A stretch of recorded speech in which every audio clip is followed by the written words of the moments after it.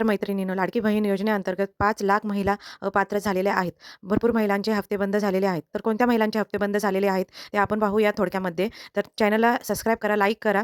तर आपण video start करूया.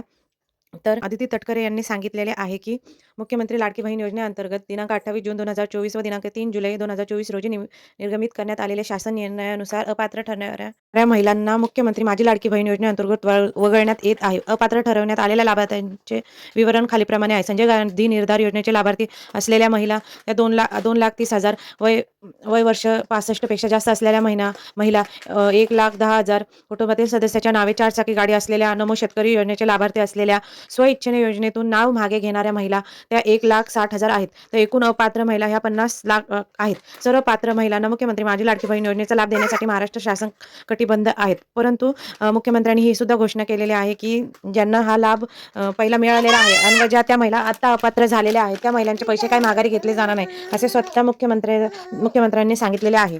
म्हणून व्हिडिओ आवडल्यास लाईक आणि सबस्क्राईब नक्की करा. धन्यवाद.